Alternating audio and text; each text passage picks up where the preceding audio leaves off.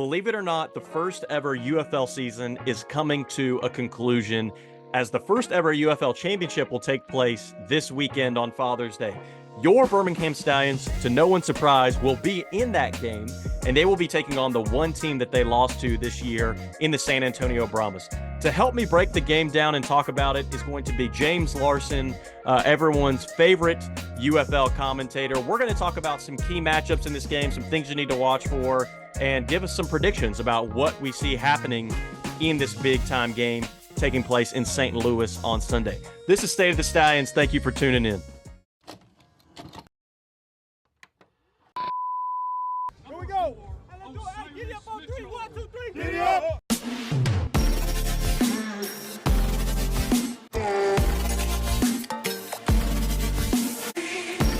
You can feel the buzz when you're around this city. People have fallen in love with the Birmingham Stallions. Here we go. We're getting a little juice going.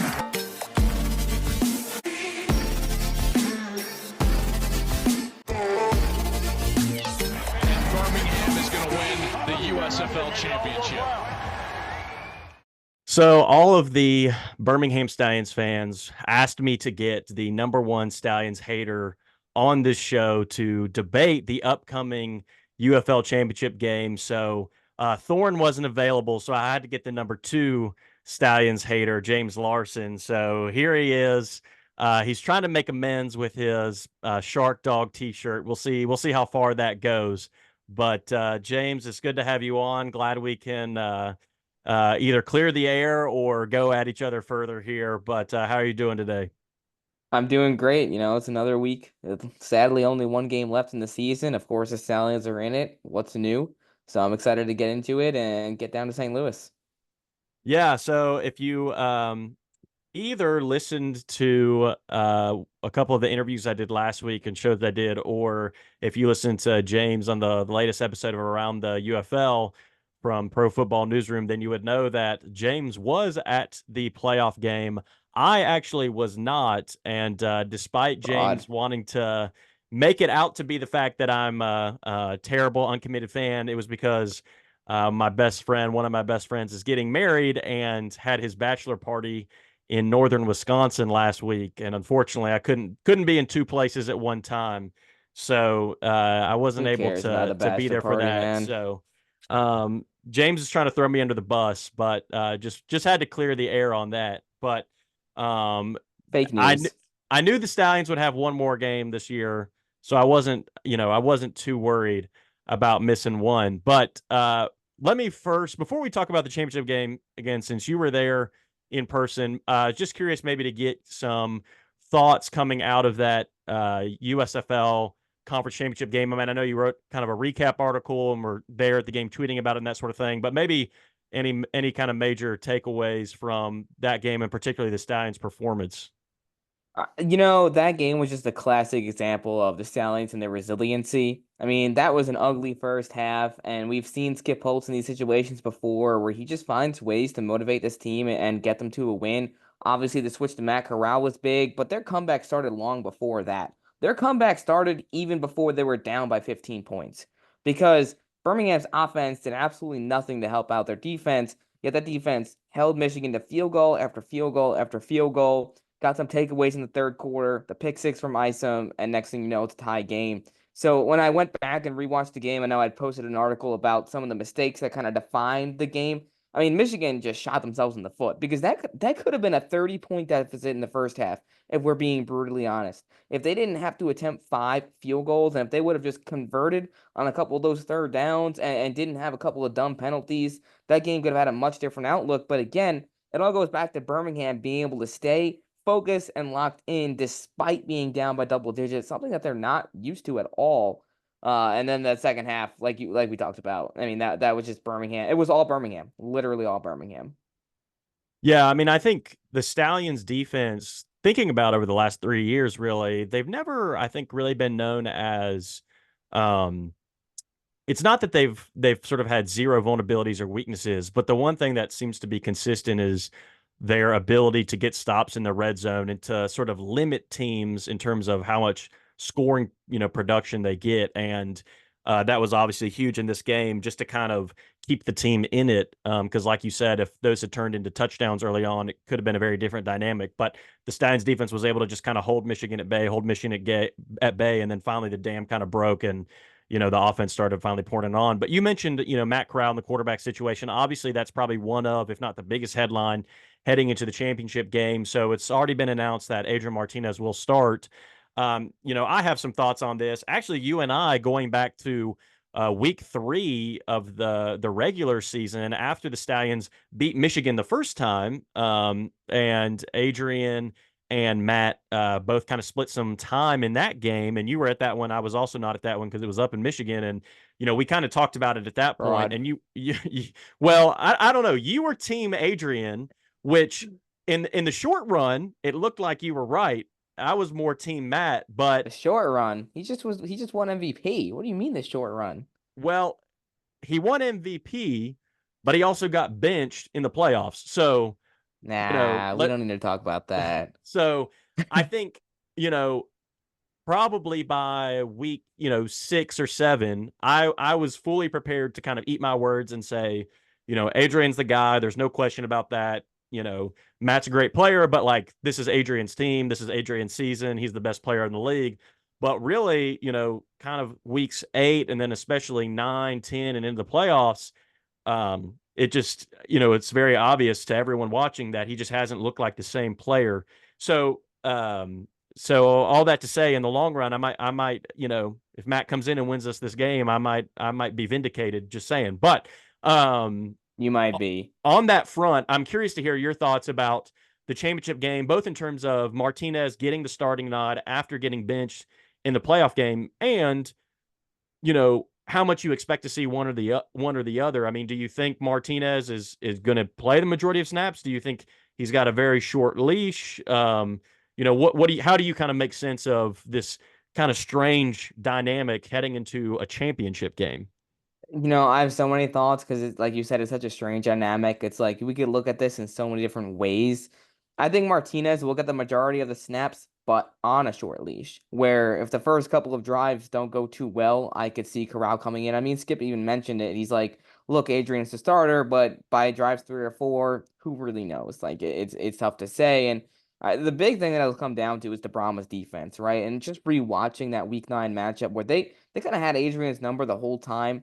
And what really didn't help either was the fact that the Brahmas defense was so good that they were shutting down Marable, they were shutting down Ricky Person, and Birmingham being stuck in all those third and long situations.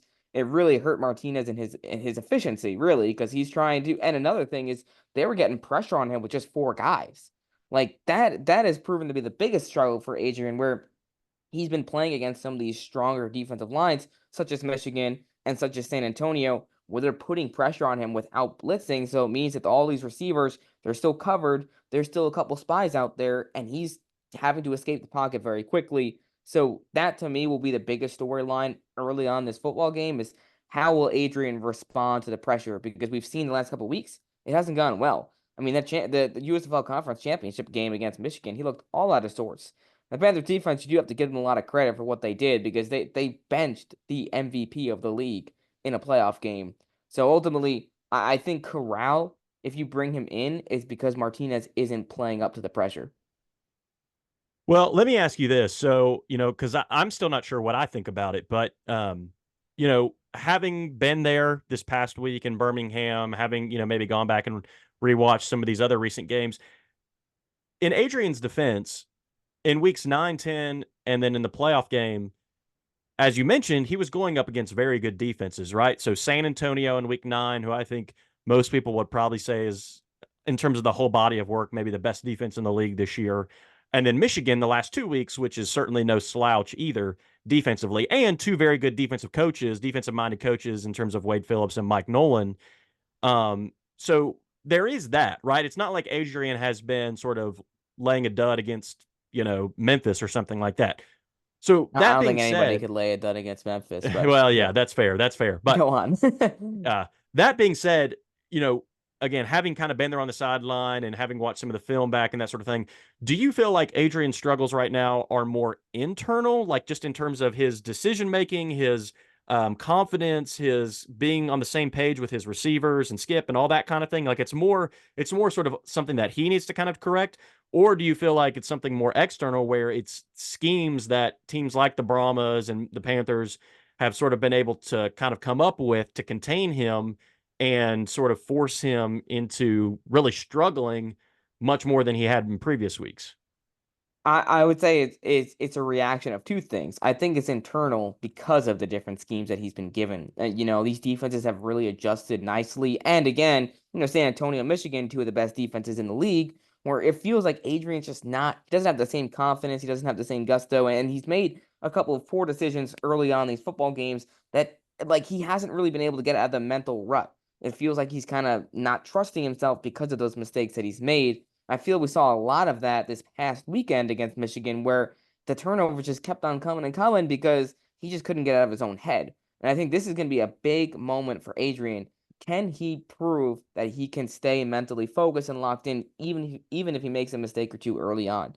I mean, it's hard not to make a mistake against such a good defense like San Antonio. But at the same time, if you're trying to get to the next level, you're the MVP of this league. This is your time to prove why you were the MVP and why you got this team there in the first place. So that to me will be the biggest storyline for Adrian is can he maintain himself mentally and make those right decisions? Because they're there. Like there are multiple times we'll see Skip talking to him on the sidelines of like, Adrian, what are you seeing out there? Or, and there was one moment in particular I thought that was really, really fascinating was when he threw that interception to Adonis Alexander.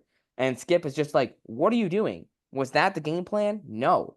Like Adrian just kind of wung it deep. And I mean, I don't know exactly who he's supposed to go to, but it wasn't supposed to go deep.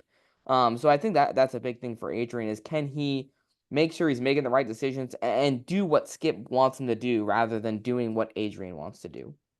Yeah, I mean, I think to me it does seem more internal because I mean, if I had to pick one, it's probably some combination of both, right? But it just seems like it seems as much as these defenses are playing really well, it also seems it's just as much him not being comfortable because there are moments in both of these games, like his touchdown pass to Jordan Thomas, the huge play he had to Jay Sternberger in week 9 against San Antonio. Like there's moments where he looks like the same Adrian we've kind of gotten to know over the course of the season.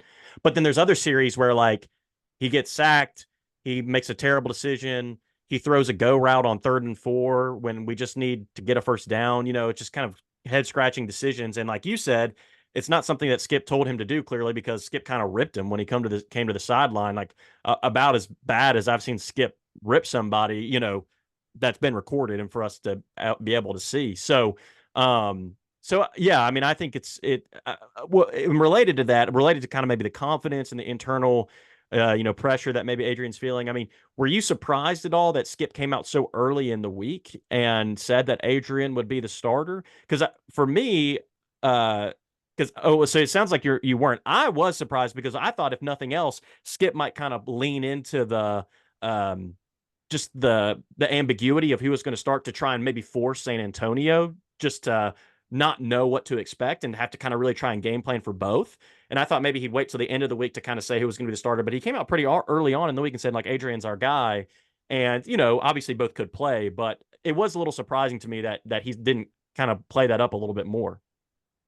The reason why it's not surprising to me, and I think this is the chess move by Skip, is he knows that Adrian hasn't had confidence and he needs to get that confidence back.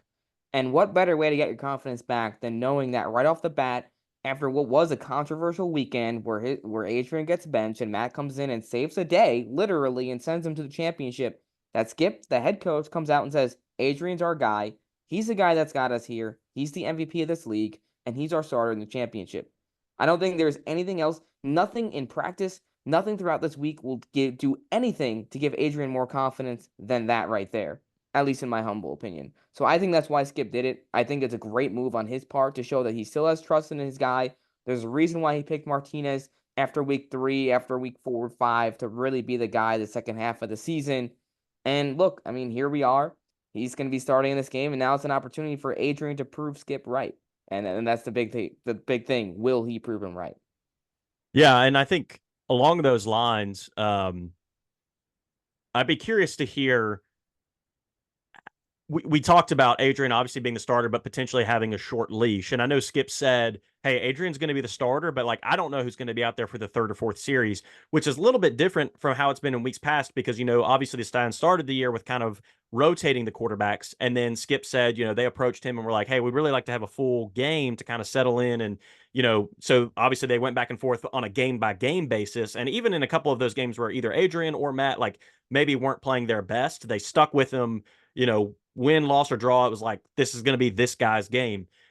Now you have a situation where, this isn't like, in my mind, it's almost like Skip treated those first couple weeks almost as kind of like a sort of, not quite, but almost kind of like a preseason in a way of like, I'm willing to maybe even not have us play our best football right now in week 2 or 3 to kind of figure out who the guy is. So that way we're prepared for when it gets to the end of the season, we sort of got the right guy out there. But like at this point, this is for all the marbles, right? Like you can't say, well, Adrian's not playing great, so let's just leave him out there though, because we've got games down the road to figure out. It's like it's sort of do or die. So I mean, if you look at what Matt did, right? Like I'm going to get back on the Matt train here for a minute. So Matt came in the game, first time playing in a game since I think week 4, at least substantial minutes. And if you take away the interception, which wasn't a great pass, but it shouldn't have been intercepted. Like worst case scenario, it could have been caught.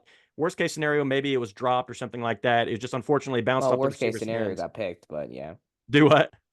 I said, well, worst case scenario got picked. It should have been worst case scenario, maybe dropped, but ball bounces off receiver's hands into the DB's hands. So I would disagree because he threw it behind him in a way where if Marlon tries to extend, you're likely gonna have it tip up in the air if he can't catch it. But yeah, it wasn't a great pass. Okay, I will admit that, but it was after that he was damn near perfect. Yeah, you take that out of the equation for a minute. That one pass, which was his second pass after coming back in and not having played in 6 weeks or whatever, 7 weeks.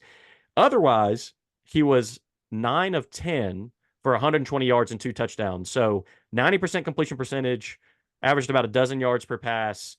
More than 20% of his passes were touchdowns. I think his passer rating was almost 114.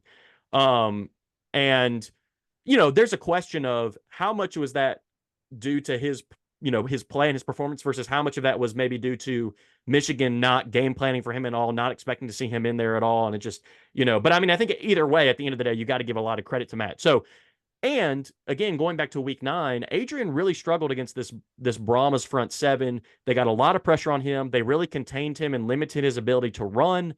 They forced him into some, not great passing situations and not great passes.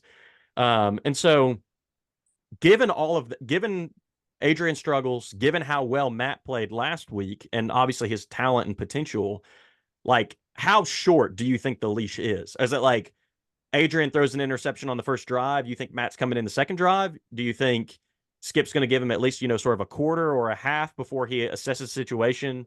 I can't imagine they want to be in a similar situation that they were in this past week. I mean, they lucked out. They were able to dig out of that hole, but you're in the biggest game of the year. You don't want to start out again in a down 2 or 3 scores to open the game before you start getting some offensive production. Yeah, I think this game will be a bit of a different approach, and I think really it's how is their defense going to play. Because if defense is hanging in there and San Antonio's offense is kind of in a rut early, then you have a bit of a longer leash for Adrian. But I would agree that, yeah, if you're all of a sudden, just the same way that San Antonio opened up this game quick against St. Louis, where they score 2 quick touchdowns and they're up by 2 scores. If something like that happens again, you have to stick Corral in, I think. Granted, it is also situational. I mean, you might be down 2 scores and it's not Adrian's fault. But if Adrian's playing the way that he did in the first half against Michigan and you're down 2 scores early on in that football game, then you've got questions. But honestly, man, that's above my pay grade. That's something that Skip Holtz is going to have to determine on pay grade. That's why he's the one getting paid for that job. Yeah, fair enough. Along those lines, I mean, I think just to pick up on something you said and kind of shift gears, you talked about, San Antonio getting out to a fast start against St. Louis. And one of the things that this kind of plagued the Stallions the last couple of weeks is not getting out to a fast start. I mean, this past week, obviously, they were down 18-3. It could have obviously been much worse. They had to come from behind in week 10 against Michigan. They didn't get out to they only scored 3 points in the first half against San Antonio. So they're particularly their offensive production has been very poor in the first half over the past 3 games. And defensively, whether it's because they've been put in a difficult spot or just in general, the yards and touchdowns and things that they've given up, they've kind of struggled in the first half. Coach Chamblin's, I've gone on the record saying he's done a really fantastic job making adjustments, kind of in the tail end of the first half into the second half. And the Stallions defense in each of these weeks has looked like a different unit in the second half. But again, it's like, to me, it seems like you're playing with fire there, where you keep kind of letting yourself sort of dig a hole in the first half and then you try and climb out of it in the second. And that worked the last 2 weeks against Michigan, but it didn't work against San Antonio. And I don't think it's going to work again. It's one thing to be maybe down by 1 score or something like that heading into half. But I think if you're down 2 scores, 3 scores to the San Antonio team, again, especially as good as their defense is, it's going to be hard to climb out of that hole. So, maybe a 2-part question would be, what do you think the Stallions need to do to avoid being in a situation like that? And along those lines as well, do you think the Stallions defense has the chops to be able to slow down Anthony McFarland and this Brahmas offense that seems to be really clicking again, with Chase Garber's back over the last couple of weeks in a way that they kind of maybe were a little sluggish in the middle of the season? They seem to be peaking at the right time. That's a loaded couple of questions there. But yeah, I think for the Stallions, establish the run, because that San Antonio is going to have it on the other side with the best 1-2 punch in the league and McFarland and Lovett. Can we get CJ Marable going? Marable is a guy that I've talked about a lot the last couple of weeks. I think what he's been able to do, kind of getting back to that vintage CJ form, where earlier in the season, there were some games where he really struggled. He'd be averaging like under 2 yards a carry in a couple games, but he has been phenomenal the last 2 weeks, and a big reason why they've had these comebacks and these wins. He had 54 yards and 2 touchdowns back in week 10. And this past weekend, I believe he had close to 80 yards on just 8 carries, and he ripped off a couple big runs in that second half, and specifically in that fourth quarter that set up scores or really just put the game away. So Marable, here's the thing with CJ, he has the championship experience. He's been such an integral piece of Birmingham's 2 championship victories and 2 championship teams the last 2 years, and he's really found a way to get himself back into that role as RB1 and as the guy that Skip can go to and can count on. So how will he step up this weekend against a really good San Antonio defense? That's a storyline to watch, because if you're not getting production out of him, and if you're not getting production out of Ricky Person, it's going to be really, really tough to win this game, because San Antonio's defense is too good. And we're going to see what happened back in week 9. There was very little production on the ground from Person or Marable, and it really led to their demise. So we'll see. And then I think the second part of your question was about San Antonio and their offense.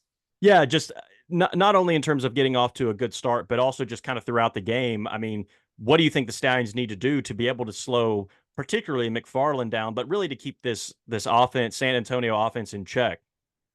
It is going to be so difficult to slow McFarland down, because he literally is speedier than any other player on the football field. And I think what you really are going to want to do is throw some different looks at Chase Garbers. Try to get him off his rocker, because there's been moments in this season where Chase hasn't looked fantastic, but it's overshadowed by how good McFarland and how good these other pieces have been. And I think if you can get Chase to get out of rhythm early in this game, it'll just really hurt AJ Smith and the flow that he wants to have offensively. And another key, I think, will be the linebacker play for Birmingham's defense. We saw in week 9, there was a couple of moments where even the best of the best, like DeMarcus Gates, had a couple of tough moments where he just was getting beat around the edge. He was missing tackles. DeMarcus Gates needs to come out and set the tone, because he's the guy that's helped them win championships before. He's the guy that has that NFL experience. And Damon Lloyd and Elijah Sullivan, I love those guys, but they're not at the same level of a guy like Scooby Wright, who went down with injury. Kayava Tazino has been playing excellent, but you need those 2 guys to step up and play really good football in the middle of the field, because those are the guys that are going to hopefully be assigned to slowing down McFarland and probably Lovett as well.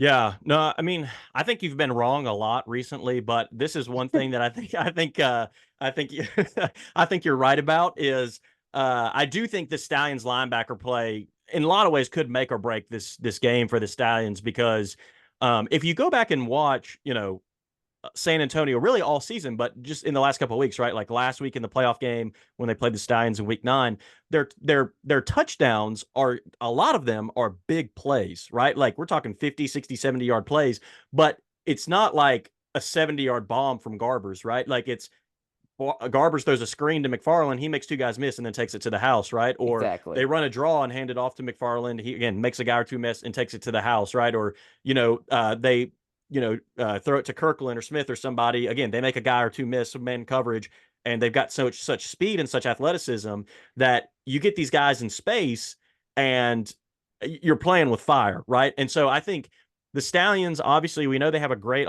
defensive line. I think they can probably contain to some degree, obviously, Garbers and McFarland between the tackles. But when you let those guys get out in space, we have a good secondary too. We have guys that can tackle like JoJo Tillery, AJ Thomas, obviously all UFL. Kenny Robinson, I think, is one of the best tacklers in the league. So I like the Stallions secondary in space, but where I think the Stallions have struggled this year is that linebacker room, which is ironic because going into the season, there was a lot of hype about how this was maybe going to be the best unit, not only in the Stallions, but in the league, when it looked like it was going to be Scooby and Chris Orr and DeMarcus Gates and Tizino. And then now we're just down to Gates and Tizino. And I agree with you. I don't, for whatever reason, Gates to me has not played with the same sort of dominance and edge that he did 2 years ago in 2022 with the Stallions. Maybe it's the level of competition. Maybe it's just different sort of scheme. Maybe it's, he might not be 100% healthy. Like, I don't really know exactly why that's the case, but he just hasn't struck me as quite as dominant. And so he is a I guy think it's that I think, also go they're ahead. expecting a lot of him too. Sure. Because Wright went down and because you don't have Orr anymore, he has a lot on his shoulders. He's also a little bit older as well. So I Yeah. think Gates, it's not like I'm trying to knock him or anything, but like you said, his level of play just isn't up to what we'd expect from someone who was so good in 2022 and who has been with the Bears the last couple of off seasons. So we'll have to see how that plays out. But that's a spot that worries me because if you go back and watch the film, there's a couple moments in that game against San Antonio where he just didn't stand a chance against a guy like McFarland. Yeah. And I think he's got to rise to the occasion. And I certainly obviously think he can, but if he's missing tackles, on McFarland or Lovett or whoever, then that's an automatic 10 to 15 yards, right? Like even if one of those secondary players brings McFarland down, but then if one of those guys also misses, right? Well, now we're talking about a 60-yard touchdown, right? So, I think Tizino and Gates are both obviously very, very good. They both have their strengths and weaknesses, but I think typically the Stallions only have two linebackers on a field at a time. Not always, but typically that's kind of the personnel they're in. And, so like you said, there is a lot asked of those two linebackers that are out there at any given moment. And I think, and I did notice in that week 9 game, it seemed like the first couple series on offense, Gates had a couple missed tackles, as well as some others. It just seemed like they were struggling. And it felt like in the second half, they settled in more and they were able to contain McFarland more. They did a better job tackling, keeping things in front of them. And so, I think if they can play more like that throughout the game, I like their chances. Because in that second half, they only gave up 6 points to the Brahmas offense, and it should have only been 3 at the most because that 6 came off of that kind of silly Kenny Robinson penalty. And so I felt like in the second half of that game, again, with the adjustments they made, with them kind of settling in, they played really well, and they were able to contain San Antonio. So I don't doubt that they're capable of it, but obviously San Antonio is going to bring, their best game. Hopefully the Stallions, obviously, defense brings their best game too. But again, the big question for me is, can they come out and start strong, start fast? Because that's what they've struggled to do for several weeks. And I guess, I'd hate to see them for the basically 4th week in a row start out a game, digging themselves a huge hole because they can't tackle McFarland, and he puts 2 scores up on them quick or something like that. But maybe a couple other questions here before we wrap this up. I was going to ask you,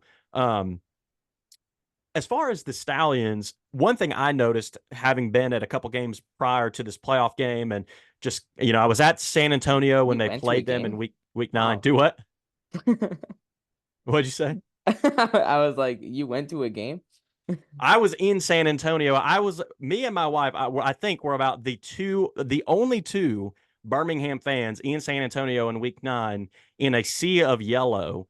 And there was a crazy lady sitting behind us screaming at me. Well, actually, she wasn't screaming at me, subtly saying slurs and things to me under her breath every time I would stand up and cheer for the Stallions. So I put the whole Stallions fandom on my back in week 9 when we played San Antonio. And I'm glad we're playing San Antonio again because I'm excited for the chance to get some revenge and to quiet some of their fans after the Stallions didn't play well in that game. But having been at that game, one of the things that I noticed was it just didn't seem like the body language on the sideline and just kind of the general sort of vibe or kind of ethos kind of it just felt off to me, having watched this team a lot over the last 3 years.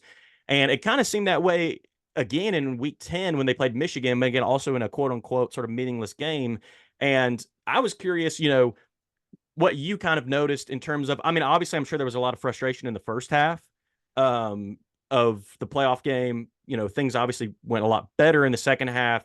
There's a lot more smiles and happiness by the end. And, guys were jumping into the shirtless section and all that kind of stuff. Like, that was great to see. But, I'm curious to hear just kind of, as much as you can, like, kind of put your finger on the pulse of the team, what did you kind of sense, either throughout that game or, the beginning to the end? I don't know. It's something I've kind of struggled to put into words because it's kind of one of these intangible things. But to me, the Stallions have just not seemed like they've been kind of, in their sort of groove for a couple of weeks now. And I'm curious if you felt like they got back into it by the end of the game, or if you still felt like that's kind of true heading into the championship. Yeah, I think the thing that's defined Birmingham and their success has been their swagger the last couple of years, which you're very, very familiar with. And the guys like Jamar Smith with the putting them to sleep, putting the Breakers to sleep way back when, like that's just defined who they are. And I was talking to a Stallions player a couple weeks ago, and he mentioned how it just felt like they were sleepwalking after they clinched the playoffs. And like part of it's like, I mean, kind of don't blame you. Already know this playoff game's gonna be in Birmingham, no matter what. You already clinched the playoffs. It's like when you don't have much to play for, are you really gonna put it all on the line? So I think what we saw this past weekend, and having been down there on the sidelines, you could tell, especially once they started to gain some momentum, once they started to get their mojo back a little bit, that sideline started to get fired up, and they started to look like the Stallions of old. I think that's a really scary thing for San Antonio because if they start playing like that, and if you start seeing guys like Jay Sternberger starting to chirp a little bit, and if you start seeing these guys really stepping up and getting back to the swagger that they had these last couple of seasons, it'll really spell trouble for San Antonio because a pissed off Stallions team is the best team in the league. Oh, yeah. Well, I agree with you there. It's about time you said that, James. But I've said Birmingham's the best team in the league throughout the entire season for the most part. They have the um, best roster. They have the most depth. I should have kept the receipts. We all know that you've been waffling on Birmingham, James. You've been wanting to jump off the Birmingham wagon for a couple weeks, but I'm glad you're warming back up Like to we've it. talked about, they've had some serious issues. You've got Martinez who hasn't played his best football. You've had a defense that has been dealing, which is finally getting back on track. But for a couple weeks there, that was scary. I mean, they were giving up a lot of yards, a lot of points, and Corey Chamberlain not looking at all like John Chavis. So I mean, there's some things there that again, I think some of those issues were just kind of over. They were kind of overshadowed by how much depth this team has. But they're back on track. Well, I think the good thing for the Stallions, maybe, is obviously the Chavis thing. I think did affect them a lot, did hurt them, and was very unfortunate. And it's still unfortunate that it went down and sort of happened and all that. But you know, the Stallions are fortunate that it happened, week 7 or 8 as opposed to week 9 or 10 or in the playoffs, because I do think now Chamberlain has had enough weeks under his belt to kind of call the defense and kind of figure things out. Obviously, they brought Blevins in, and I think over the last couple of weeks, I think that's helped a lot, to have another set of eyes, but also another coach with that, pedigree and experience. And him and Chamberlain, I think, obviously knew each other prior to this and seemed to be working well together. So I think the Stallions defense hopefully is kind of getting back to true form at the right time, after a couple weeks of turbulence with Chavis being out. And the offense remains a question mark. I think has always been more head scratching to me because, there wasn't that same turbulence. It's not like we lost Skip or something like that, or, we lost Adrian and Matt, or, just something crazy that we were having to overcome just for whatever reason. The offense was just out of sync. But like you said, with the sleepwalking thing, I mean, I remember when I was in San Antonio in the second half, when they scored that opening touchdown of the second half to off that big sort of Jay Sternberger play, one of the players came to the sidelines after that. One of the offensive starters came to the sideline after that touchdown and like basically threw his helmet down on the sideline and just was screaming, "Wake the bleep up." And you could just kind of tell it was like I said, there was just some frustration. There was just some acknowledgement that like we're not really playing like our true selves right now. We're not really sort of like locked in the way that we need to be. And obviously this last one is just your last shot, so you can't sort of stumble into that one without coming ready to play. And I assume the Stallions will sort of bring their A game, but obviously San Antonio will as well. So maybe kind of a final sort of big picture question here. I mean, what are maybe some other kind of key either matchups or key sort of aspects to this game for either team or either side of the ball or special teams, whatever, that you feel like are going to maybe be really pivotal in shaping the outcome of the game? Can Dion Kane show up? That's a guy that has had an up and down season, and he's so crucial to this team and the plays that they want to run and the schemes that Skip Holtz has had. I mean, we saw him win USFL Championship MVP just last year. Wasn't even 365 days ago. So it's a little. I think what's been most confusing for me with Kane is the fact that him and Martinez have just not been able to connect on so many deep balls. There's been multiple times where Adrian's just missed. And there's also been a couple of times where Dion's just kind of wandering out there, like it feels like doesn't know where he's going or has very little sense of direction. So those are the sorts of things that you've got two of the best players in the league. They need to make an impact and they need to step up. And it's gonna be tough because Darius Phillips and those cornerbacks there in San Antonio are some of the best in the league. You've got Corey Mayfield, who's made a lot of plays all season long. Tease DeBoer, who I know was pretty happy about getting past AJ McCarron last week. I mean, that's a guy that had the game-winning pick for San Antonio a couple weeks ago against Birmingham. So there's so many matchups that we can go into. But like I mentioned earlier, actually, one that I think will really define is who's going to set the tone in the trenches. Because we've got two really good offensive line groups, and we've got two outstanding defensive lines.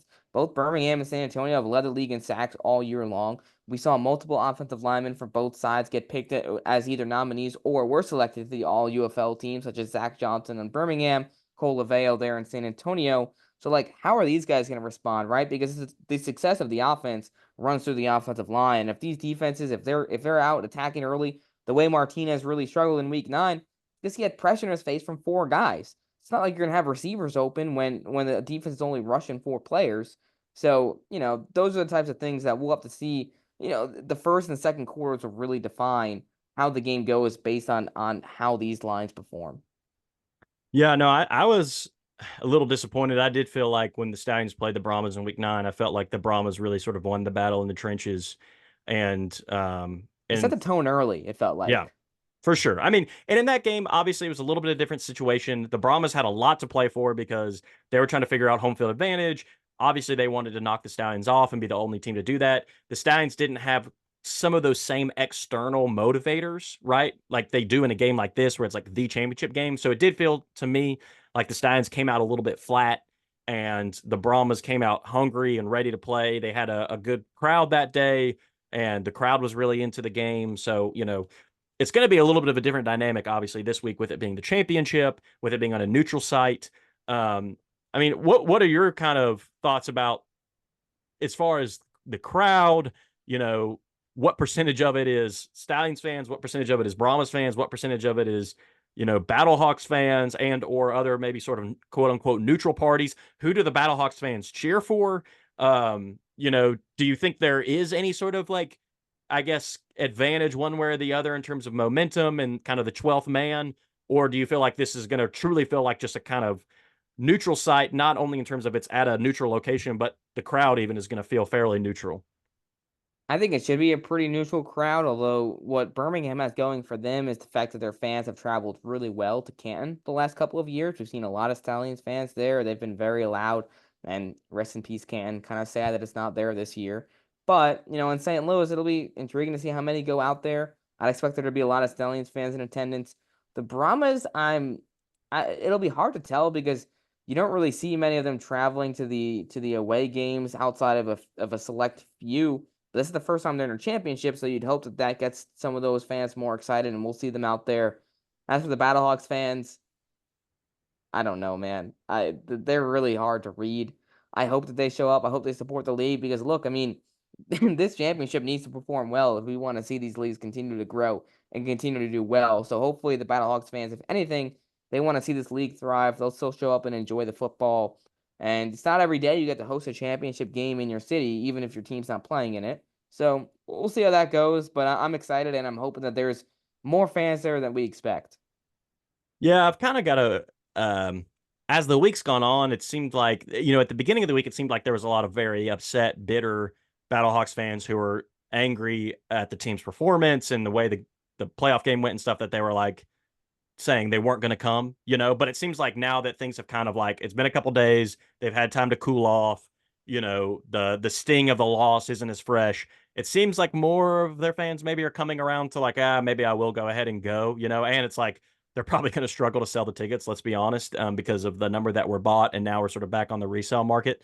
I mean, in terms of support, I mean, my guess is that the majority of them won't be too invested one way or the other. But, I've seen some that say, oh, I want to support the Brahmas because they're in the XFL conference. They're the team that knocked us off. Like, it'd be good to see them win because that maybe makes us look a little bit better. But then I've also seen some on the other side say, well, I'd rather see the Stallions win because I'm mad at the Brahmas because they beat us, So I don't know. It'll be interesting to see. I mean, it's tough to root for San Antonio too after some of the comments that were made by Tease DeBoer and that whole thing between him and AJ. So it's fun storylines, man. It's spring football. It's what you love to see.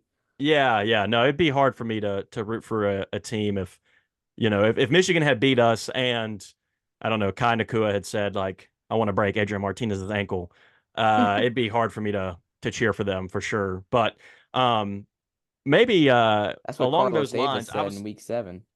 yeah, along those lines, I was gonna uh put this as a poll out there on Twitter. I haven't done it yet, but eventually I probably will. But I'm curious to hear. You mentioned, this is an important game. It's the first UFL Championship game. Obviously, it'd be great to have a great turnout and energy and all that kind of stuff to wrap up the season. But what do you think if you had to pick where the championship game would be played next year? If Russ Brandon called you and was like, James Larsen, we need you to decide, what would you say? Oh man, that's tough because I do think St. Louis is a great choice for it, and I did defend the St. Louis pick back before week 1 when all that news had broke. I still think it's a good spot to go because of the amount of fans that they've had in the past, and it's a shame for the Battlehawks that they missed out on hosting the game because one game away, it felt like this would have been the perfect storyline for the league. But even then, I do like St. Louis as an option. I really like San Antonio as an option as well. I think what really helps is if you go play in a dome, you don't have to worry about weather. You don't have to worry about any outside factors like that. Or, a lot of these stadiums are down south. Like, you can't have it in Birmingham. I mean, this game was so hot this past weekend when I was down there. Like, which again, like, why did we schedule that for 2 in the afternoon? Like, we couldn't have done it at night. That's a whole other story. But like, it's like 90 something degrees down there. It's freaking hot. So those are the types of things. There's so much that goes into it. I do love Canton as a spot. I hope they eventually go back there, even if they use it like rotation somehow, every couple of years, every few years. I think pro football should be played at the Pro Football Hall of Fame. But we'll have to see. Ultimately, first things first, the league wants to establish their markets, and I think they're doing the right thing by keeping the championship in the current markets that they're playing in right now. So the 2025 championship, if it was up to you, it'd be played where? Well, assuming that Canton's probably not going to be part of the league in 2025, I would stick it in San Antonio or St. Louis. I think you want to take advantage of the domes that you have, specifically because it's a more comfortable environment for your fans. You don't have to worry about weather. And we saw in the XFL Championship in 2023 that even though the Brahmas weren't playing, they still had like 22,000 fans at that game, which, yes, it's not a massive number, but it's way bigger than what we've gotten for pretty much every single game this season outside of St. Louis. So, Assuming the league didn't want to do it in one of those two locations, given the fact that the XFL Championship was in St. Louis what or am San I? Antonio. You want me to rattle off every potential stadium? No, I'm just saying, let's just assume that the league wanted to go somewhere else because they had the XFL Championship there in 2023 and then You the can't St. go to Louis. Arlington. You can't go to Houston. I don't think you should go to Birmingham as much as I would love to have it there. The only way you can do really any of those spots is if you do a really late night game, so it's at least cool. But again, that Sure. with broadcasting, with scheduling, it's always tricky. Have always liked Canton as a neutral spot. You can also maybe put in Michigan. I mean, I I was going to know, ask why you didn't say Detroit, because uh, it is far away, but I it's mean, mainly Ford Field because is it one of feels them. like it feels like Michigan hasn't fully embraced spring football, and also part of that is the fact that the league doesn't really seem to care about Michigan as a market, even though it's one of the strongest markets they have TV wise. I mean, you look at the effort that was put into some of the things this offseason for Michigan compared to other markets, and it's like there really was hardly any effort. I'm sure if Jake Ball from Panther Shadow was on here, he'd go way more in depth on that. But I love Michigan as a location. It's just knowing how expensive Ford Field is. Yeah. That's down lower for me. I think if you want to go for a dome, you'll have a better deal in St. Louis or in San Antonio. Yeah, that's fair. Okay, well, last question for you then, James. This is like the sixth last question. Yeah, that's true. Actually, I have two more questions, so this isn't the last one. Awesome. Penultimate question. Let's hypothetically imagine for a minute that the score is 20-18. San Antonio's winning. Birmingham gets the ball back with 2 minutes to go. They got to drive, we'll say 40 yards to get into field goal range. Obviously more than that if they want to score a touchdown. Who do you want quarterbacking that drive if you were a Stallions fan, Adrian Martinez or Matt Corral? I mean, I need to know the details of who got them to 18 points, but Give me I your like gut Martinez. reaction. I like Martinez back there with the way he can create with his legs, and he did that on the final drive against San Antonio back in week 9. He had a couple nice runs and some good plays, and then he just made a boneheaded throw on 2nd and 5. They had a time left. They had a timeout left. They had some time left. So I'm sticking with Martinez. Yeah, I mean the correct answer is Alex Magoo, but since that's not an option, um, I miss I think Alex. if I had to go with it, I would go with Corral, honestly. I just something about it. I think Martinez is a fantastic player, and I don't want to take anything away from what he's accomplished this year because he was the league MVP, and I think that was the right decision, and I think he earned that. But watching them too, it just feels like when there's pressure, when like everything is sort of on the line, um, for some reason, I just feel more comfortable entrusting it to Corral than Adrian. To me, sometimes in those big moments, hasn't quite like his best football has not been in those big moments. I'll put it that way, right? Like it's felt like his best football has been against Houston in week 5, or against Memphis in week 4, right? Like against poor defenses that he just shredded. Again, to his credit, he looked incredible in those games. Yeah, I also look at week 7 against St. Louis where he did perform really well under pressure Yeah, and down the stretch of that game. So, you that's win true. some, you No, I lose mean, some. again, I'm not trying to take away from him, but I think Yes, you are. uh well, we have 2 starting quarterbacks in the words of Skip Holtz. And to me, Matt has always kind of had more of that sort of like He's more of a traditional quarterback. yeah, and I'm basing some of this on their time in college too. Like full disclosure, I mean, part of my evaluation of them goes beyond just what I've seen this season, right? I'm pulling back from the times that I watched them in college, and that may or may not be fair, but to me, Corral's always kind of just had that sort of like X factor a little bit more. I mean, this is like a random play, but like there was a play, when he came in the game and CJ Marable like broke a tackle and got outside. And then Matt's just like, he just throws his body out there, right? Like, I don't know. Matt to me has just kind of got that like edge. Um, it's kind of like that Jordan mentality, right? Or like that Mamba mentality of like game on the line. Somebody has to make something happen. Like, give me the ball. Like, I'll be the guy to do it. Adrian is just, and maybe Adrian is that way, but he's so like corporate in all of his interactions. He's so like stoic that he's never kind of struck me as like, that same sort of edge that I feel like Corral has. And based on just watching the last couple of weeks, I'd feel better about the ball being in Corral's hands. But I mean, the Stallions are fortunate that they have 2 of arguably the best. I mean, you could make, I think, a case that like if you ranked all the quarterbacks in the UFL, Matt Corral and Adrian Martinez would both, I think, easily be, in my opinion, in the top 5, if not maybe in the No top 2 or doubt. 3. You So you could make an argument for either one starting anywhere except for St. Louis with a healthy AJ McCarron. yeah, And then I also think Arlington, Luis Perez is in that conversation as well. I think Luis fits Chuck Long's system nicely, although the thing is though, like you could stick Matt Corral in that system. Corral will put up probably the same numbers that Perez did.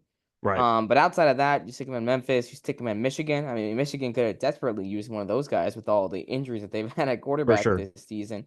So, no, I agree with you on that. Absolutely. Yeah. So all that to say, I'm not again, not trying to take anything away from Adrian. I think again, they're two of the best, in my opinion, like you said, other than maybe AJ, especially when he's healthy. I think they're two of the top probably three quarterbacks in this league. And I would feel good about either one, but they have different strengths and different weaknesses, obviously. And it'll be interesting to see. Obviously, Adrian will trot out there for the first drive, but it'll be interesting to see how many snaps they each get, and again, if the game is on the line, sort of who's gotten to that point and whose ball they put the hand in. Well, I just said that backwards. Whose hands they put the ball in with the game on the line. So, actually, truly, final question here. If you had to make a prediction for this game, what would you say? It's really difficult to bet against a team that's 31-4 and against a team that's won 2 championships. And I would lean Birmingham as the slight favorite simply because of what we've seen Skip Holtz do. Very rarely does he ever lose to the same coach twice, the same team twice. I think they'll come out with the right adjustments. I think they'll make the right moves. I think the Stallions are the favorite in this game, again by a small margin. But I'm not gonna be surprised if San Antonio wins. Like this game could go either way. It really depends on who gets hot and who stays consistent, and we'll have to wait and see. Yeah, I mean, if I'm going to be honest with you, I wanted to play the Brahmas rather than the Battlehawks, not because I think the Battlehawks are better. I actually think the Brahmas are better. But the nice thing is there's just that added edge when you're playing a team that you lost to Yeah, a couple weeks ago. And I think Birmingham Stallions needs kind that. of They need it. they really need that with the way the season has kind of finished up over the last few weeks.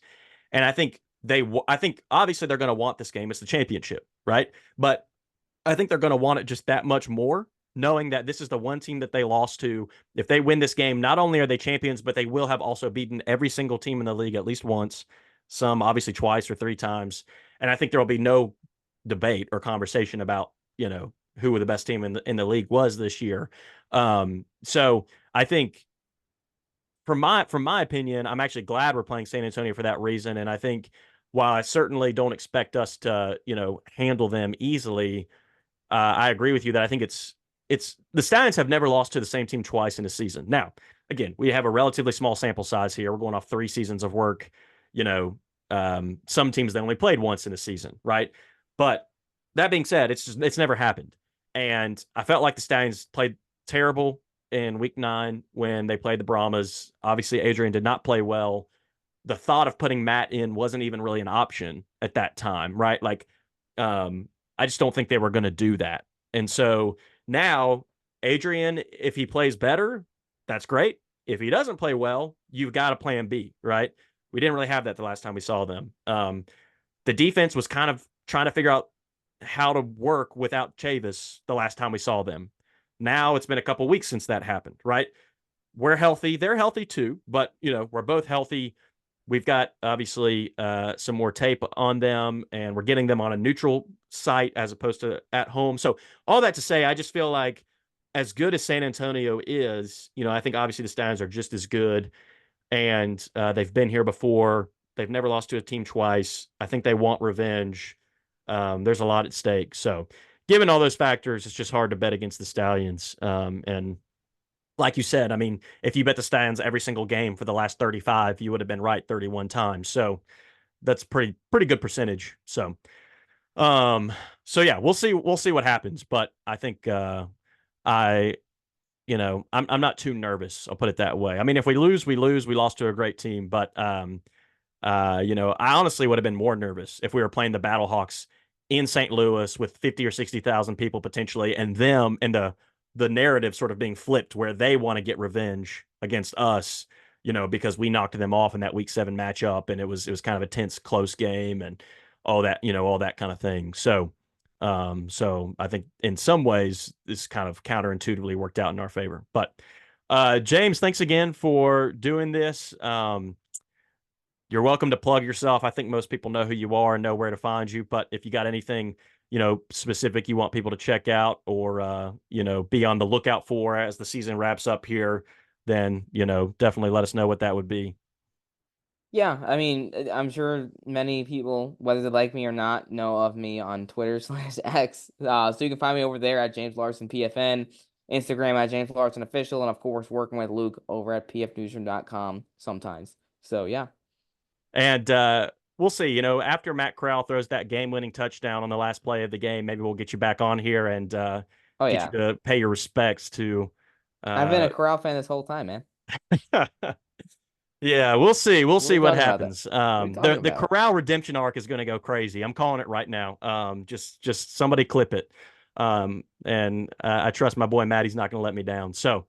But James, it's been fun. Thanks for doing this. Look forward to seeing how it all shakes out in a couple days. Absolutely. Thanks for having me on, Luke. Yes, sir. Thank you again for tuning in, folks. Hope you enjoyed that interview and conversation between myself and James Larsen. Hopefully that provided some extra insight for you heading into this big-time championship game. Of course, definitely would encourage everyone to tune in on Sunday night to the game if you can't make the trip to St. Louis on Fox at 4 Central. Obviously, hope to see you there if you can make it up to St. Louis for that game. Should be a great one. Really looking forward to it. And Lord willing, we will see our beloved Stallions three-peat as champions and define themselves as the true kings of spring in the spring football space. So thank you again for tuning in to State of the Stallions. Giddy up.